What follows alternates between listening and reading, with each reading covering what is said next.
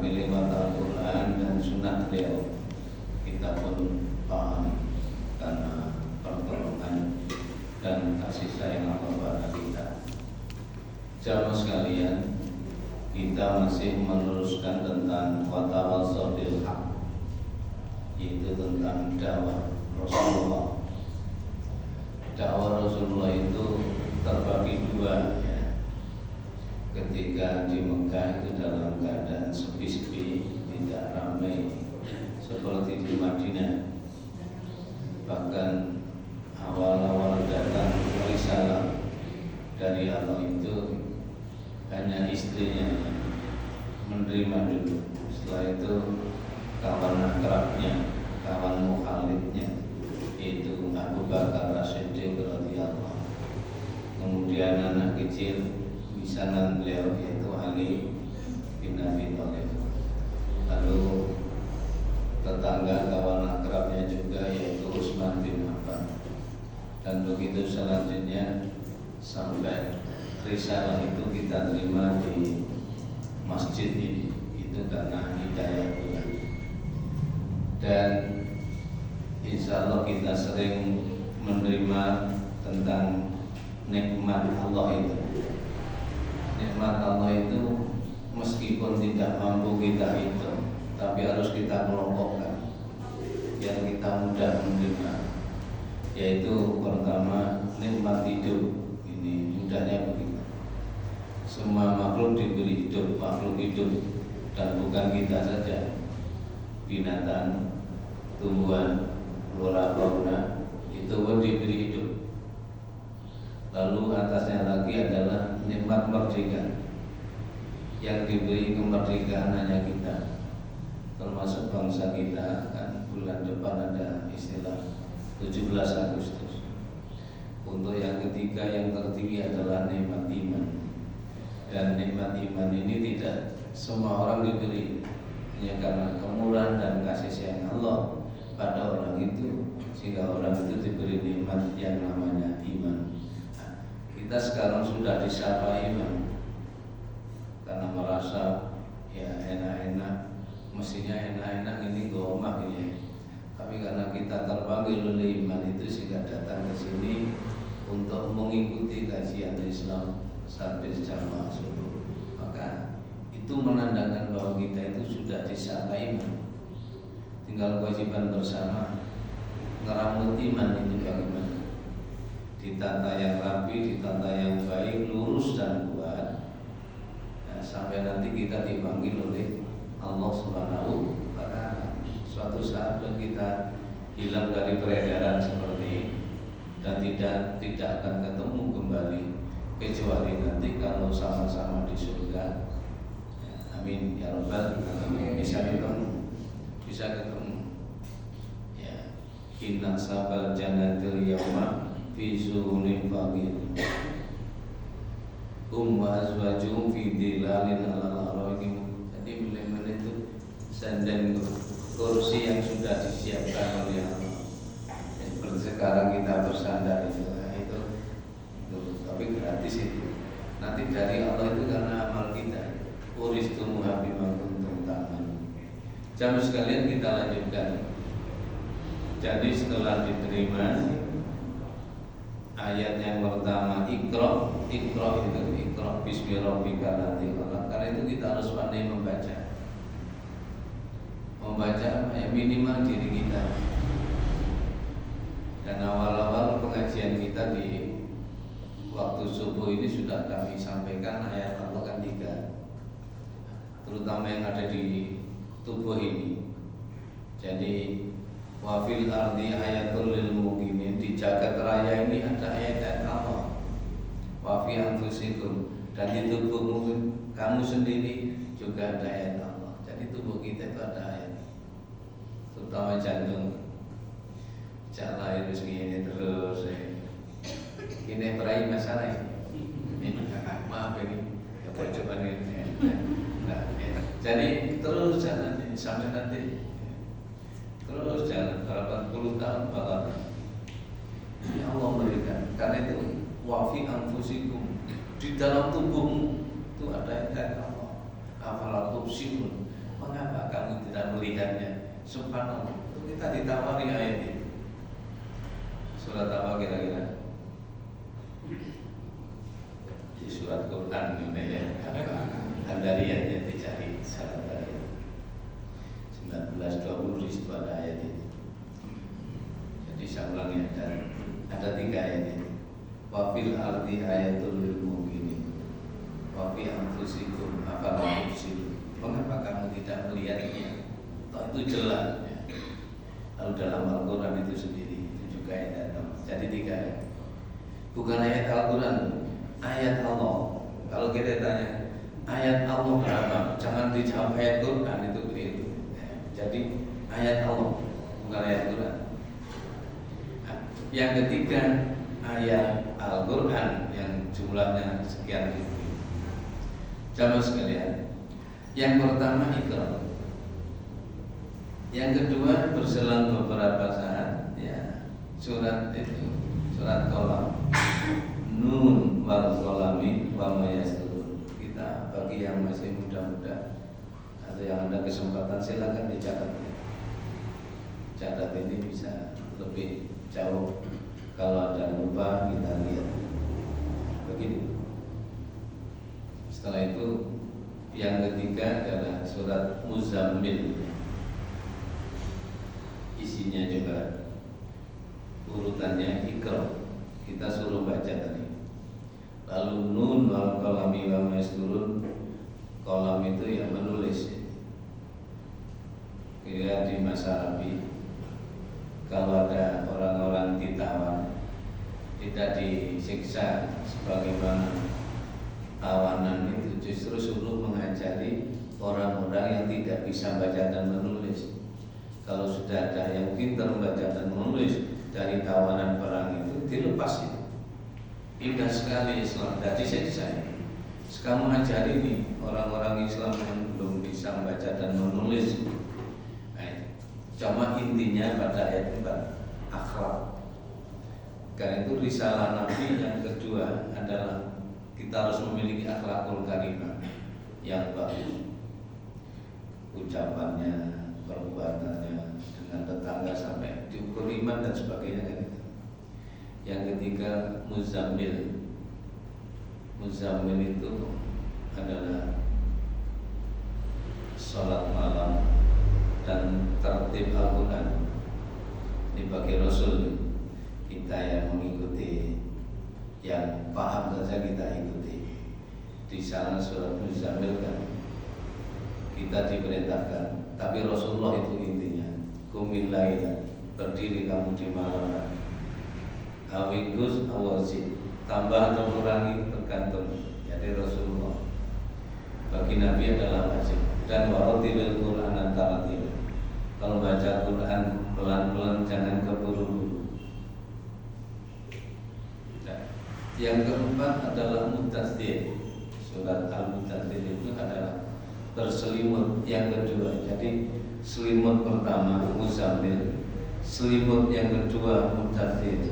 Ini mulai ada misi tambah, itu tugas beliau. Ya ayyuhal muddatsir, wahai orang yang berselimut, kum berdiri.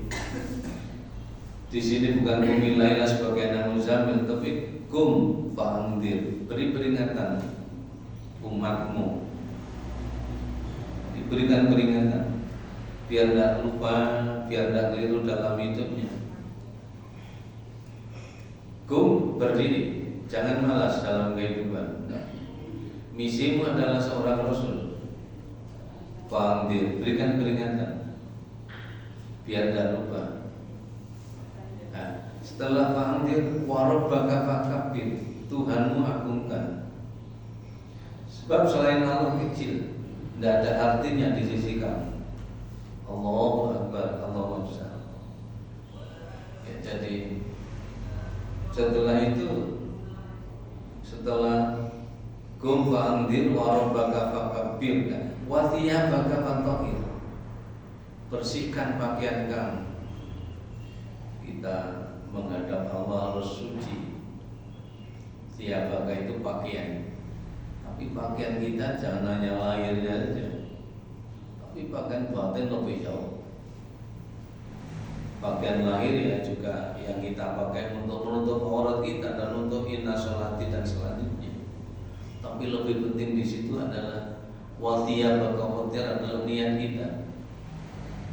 Niat kita sholat untuk apa? Ya karena taat pada apa itu. Kita beramal, berinfak dan sebagainya. Itu kembali pada ayat ini, wa ma umiru illa liya'budullaha mukhlishin. Mukhlishinnya itu kita yang tidak, yang betul-betul ikhlas, tidak ada beban apa-apa. Waktu datang, waktu ibadah, waktu bekerja.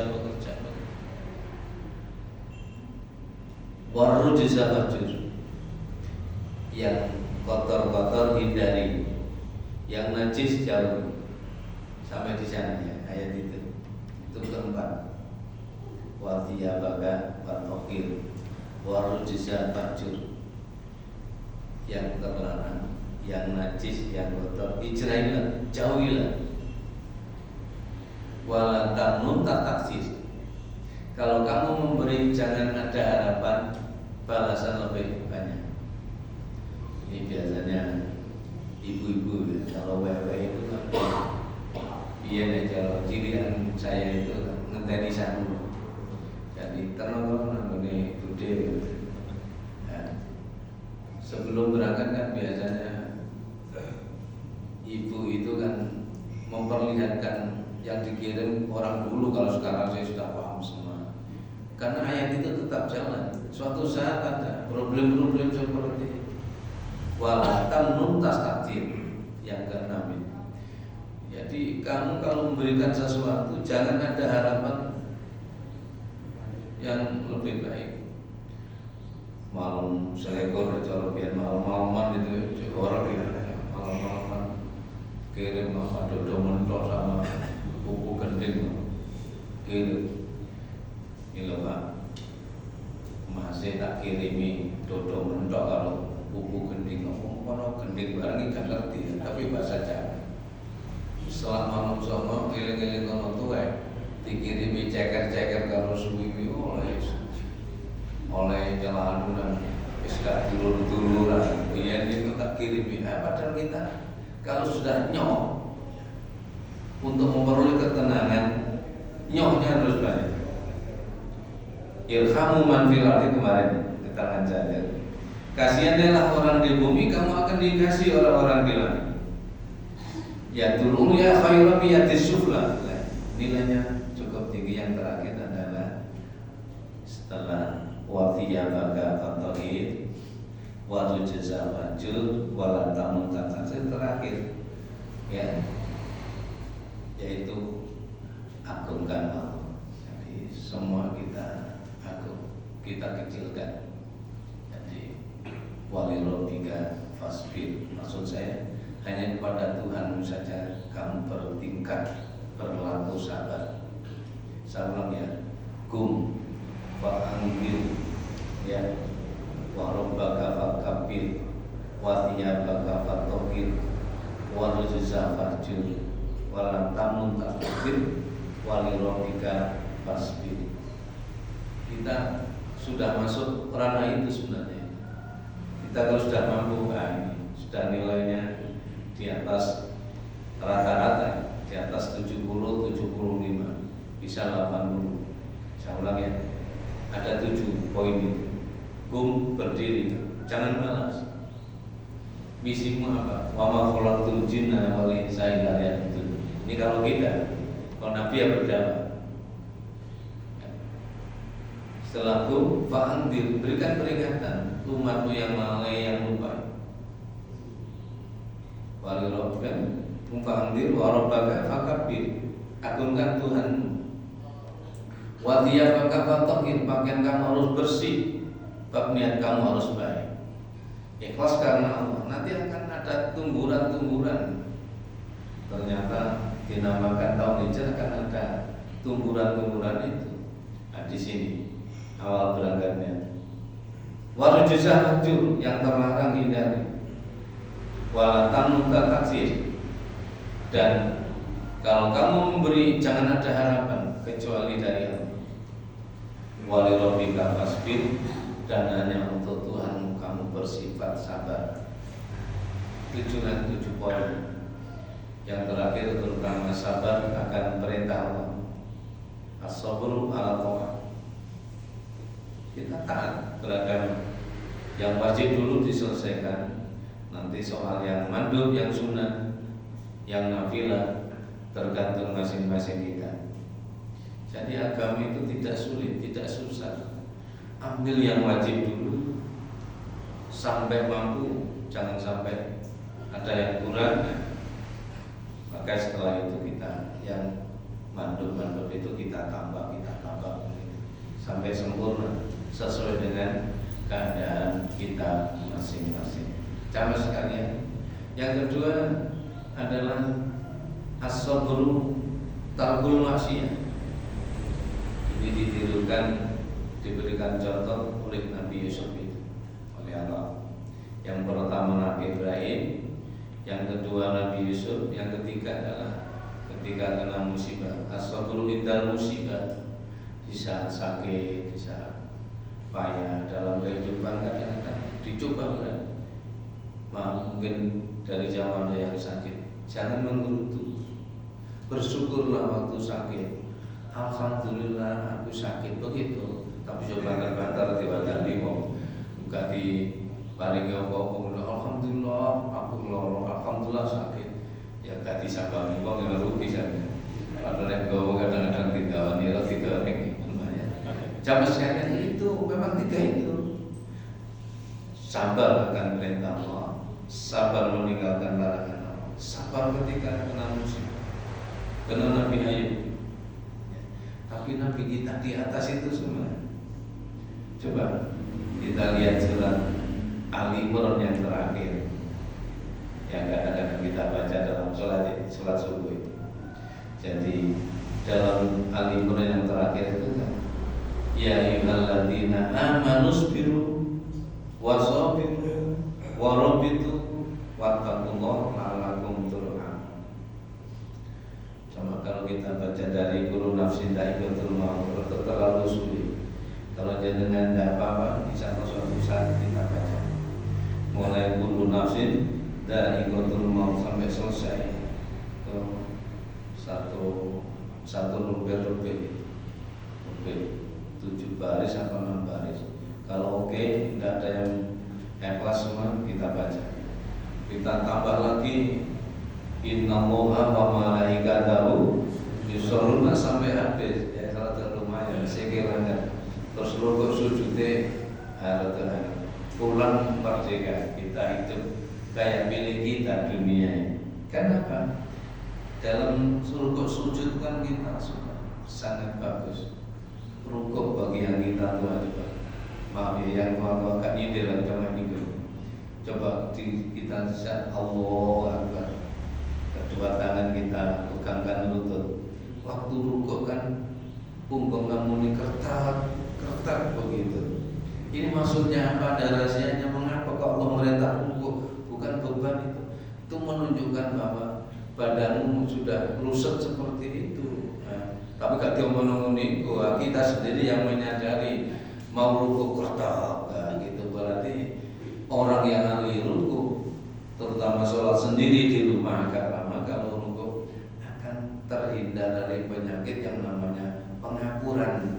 Tolong yang pengapuran, rukuk siroto suwi jenang laras, insya Allah. Begitu selanjutnya apalagi sujud, itu membedakan antara kita dan selain kita. Jamaah sekalian, kita kembali. Setelah misi itu keempat, maka turun suratul Fatihah. Jadi urutannya kita harus tahu urutan Al-Quran turun pada Nabi. Tidak langsung blok begitu, tidak. Pertama adalah Iqra, hanya 5 ayat surat, namanya surat Al-Alaq gitu, 5 ayat. Lalu disusul Nun wal qalami wa ma yasturun, intinya akhlak. Lalu yang ketiga adalah surat Muzammil, kumil laila, kamu bangun malam itu untuk membersihkan jiwa yang jauh. Karena yang kamu hadapi aneka ragam manusia, apalagi terkenal dengan orang-orang Quraisy yang keras itu. Begitu dakwah sambil berhati-hati karena wong krungu, asosiasi tercium. Orang-orang tidak senang agama mencium ini kok model-model.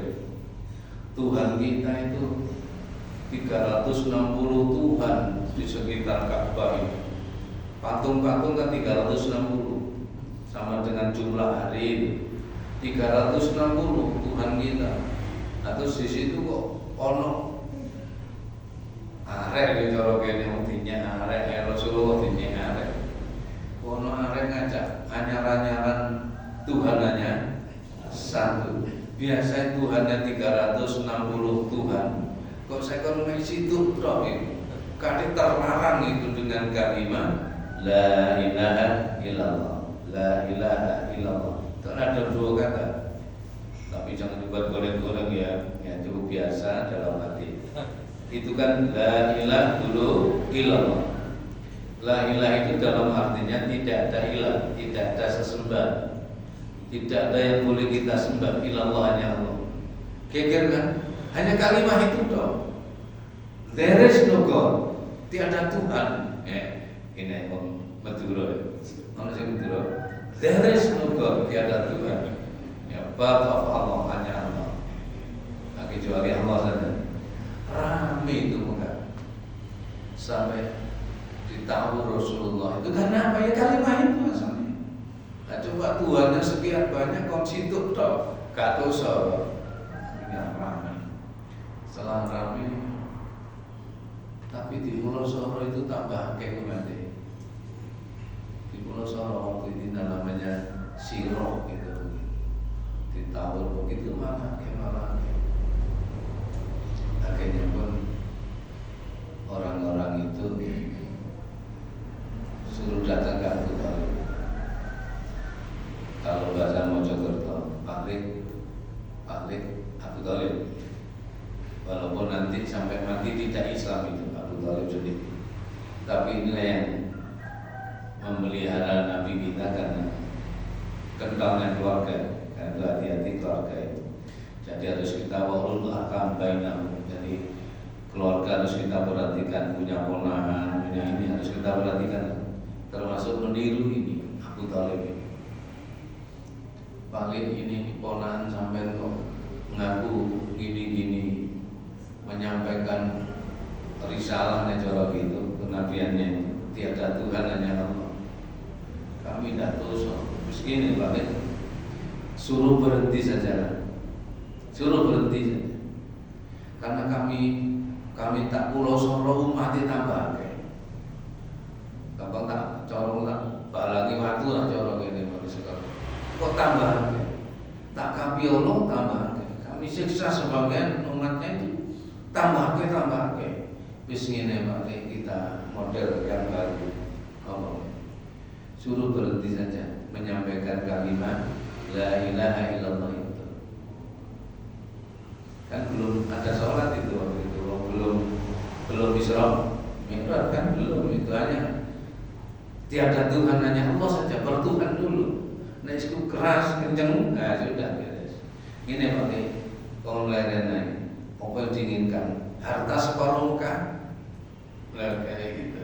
Harta separuh muka, wong ngepek apa? Apa maaf ini, cewek-cewek kecil. Maaf ini, jaga nanti kalau sebelah. Mau cewek-cewek kecil baru sini. Cewek yang cantik-cantik suruh ambil berapa yang diinginkan. Satu, jangan diteruskan menyampaikan risalah. Begitu. Terus kurir jangan gak gelem. Tetap dia menyampaikan dakwah itu. Paling aku tetap jalan dakwah ini. Apa saya yang hancur? Apa mereka yang sadar? Ucapan Nabi itu. Apa kami hancur atau mereka sadar? Asda gagal pula. Itulah akhirnya setelah Quran sekitar 13 tahun Rasulullah di Mekah, sampai 13 tahun. Dan untuk membedakan ayat Makkiyah dan Madaniyah itu diperintahkan Allah hijrah dari Mekah ke Madinah. Memang diperintah nanti untuk membedakan ayat-ayat akidah, ya, ayat-ayat sebagian sains ilmu pengetahuan, dan terutama ibadah dan muamalah itu yang banyak di Mekah. Karena itu maaf kalau kita baca ayat-ayat pendek itu Mekah.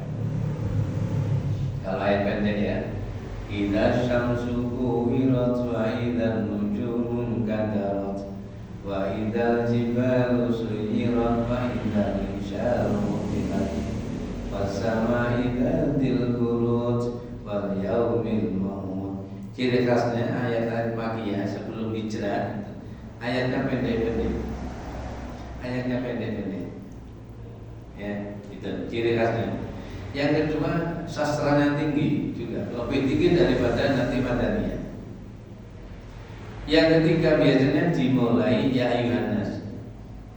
Ya Yohanes. Ciri khasnya Makkiyah, ayatnya pendek, berisi akidah, ya, sangat indah. Seperti ya, yang pendek-pendek. Cuma di juz amma itu ada 5 yang Madaniyah. Lam yakun itu al-bayyinah itu idza zulzilatil ardu zilzalaha, lalu idza jaa nasrullah, itu ada 5 itu yang masuk ranah Madaniyah. Insya Allah surat pendek itu inna atoina kal kautsar itu masuk ranah Madaniyah. Karena apa?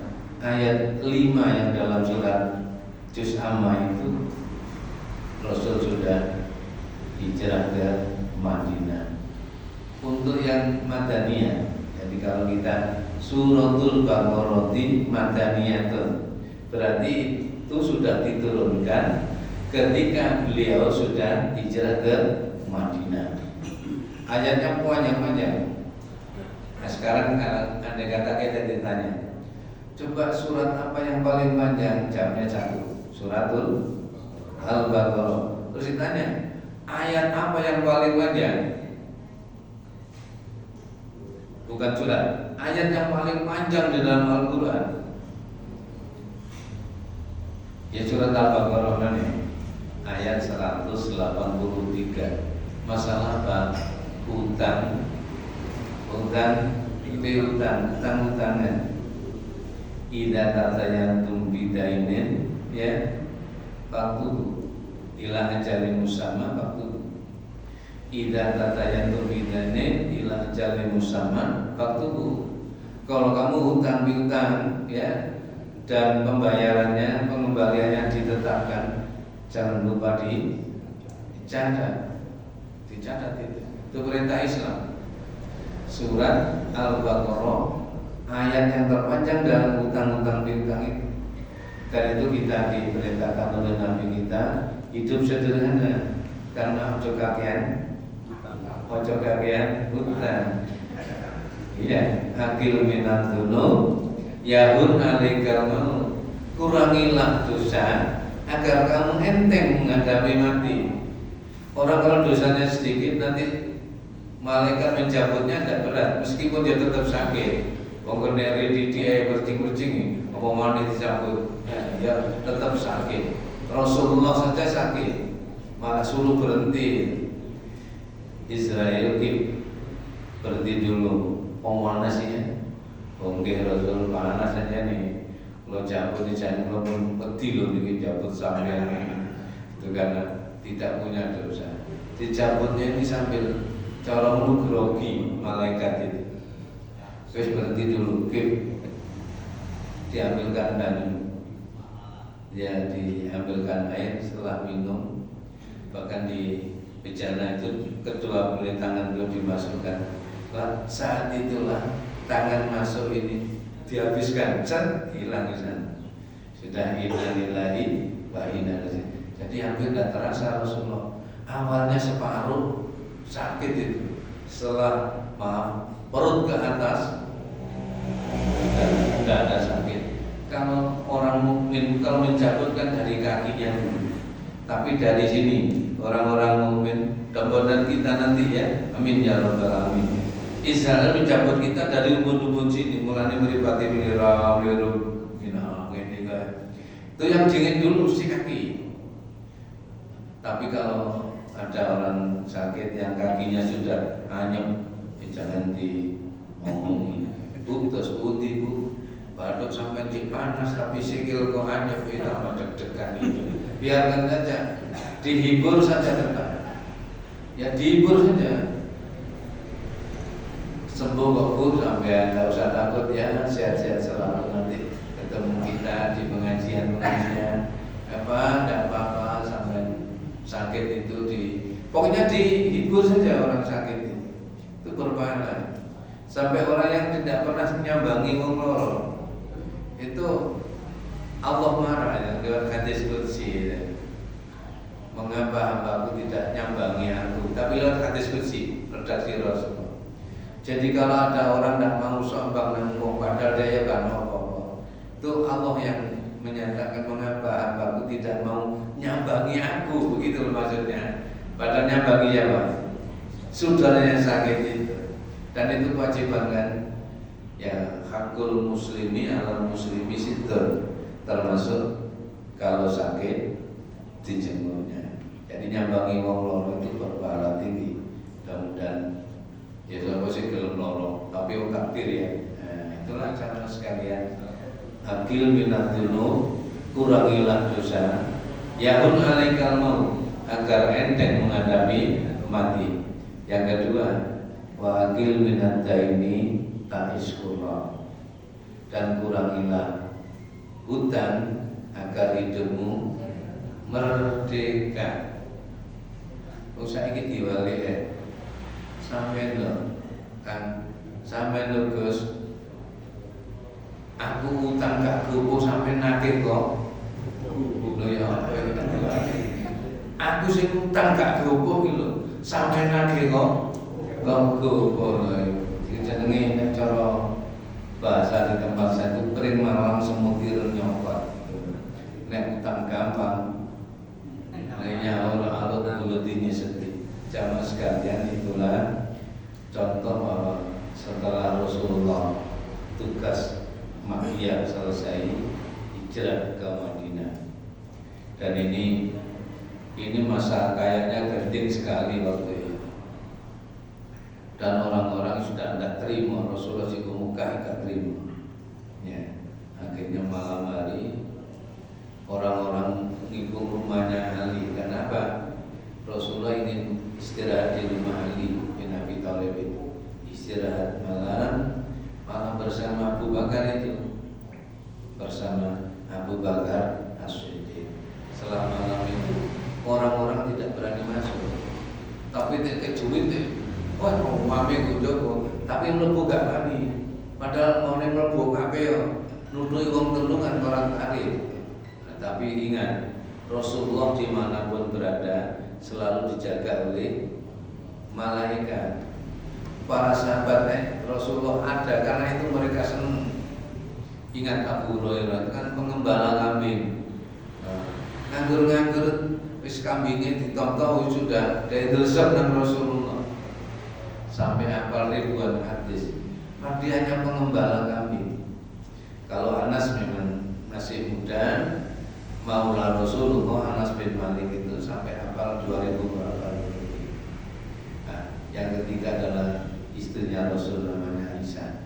Jadi 3 orang ini yang paling banyak hafal hadis, Abu Hurairah, Anas bin Malik, dan Aisyah radhiyallahu anha. 3 orang ini yang akhirnya ilmu itu sampai pada kita. Mudah-mudahan kadang-kadang kita Anas bin Malik radhiyallahu anhu, Abu Hurairah radhiyallahu anhu, Aisyah radhiyallahu anha. Maka di sanalah kita akan estafeta kita sebagai kafilah, karena hubungan dari Nabi, para sahabat, tabi'in sampai pada kita. Itu saja dulu yang mudah-mudahan bermanfaat, dan kita nanti melanjutkan bekerja untuk hablum minan nas, karena bagaimanapun tugas kita sama-sama. Itu masih seri saja ya, karena masalah hijriah ini memang masalah panjang sekali sehingga kita pun memahaminya. Yang penting Intinya tadi adalah ayat Allah 3 tadi ada di jagat raya ini, ada di diri kita masing-masing di dalam Al-Quran. Mudah-mudahan bermanfaat. Kurang lebihnya saya minta maaf. Bismillahirrahmanirrahim. Allahumma sholli wa sallim wa barik ala Muhammad. Alhamdulillahirabbil alamin. Rabbana zalamna anfusana wa illam taghfir lana wa tarhamna lanakunanna minal khasirin. Rabbana la tuzigh qulubana ba'da idh hadaitana wa hab lana min ladunka rahmah innaka antal wahhab. Allahumma inna na'udzubika min jahdil bala min jahdil bala min jahdil bala wa tarkis syaqa wa su'il qada wa syamatatil ada. Allahumma sallimna wa sallim dinana wa la tasluk waqtan nazami imanana. Rabbana ighfir lana wa li walidayna warhamhuma kama rabbayana shaghira. Allahumma arinal haqqa haqqan warzuqna ittiba'ah wa arinal batila batila warzuqna ijtinabah. Rabbana atina fid dunya hasanah wa fil akhirati hasanah wa qina adzabannar. Wa sallallahu ala Muhammad walhamdulillahi rabbil alamin. Assalamualaikum warahmatullahi wabarakatuh. Waalaikumsalam.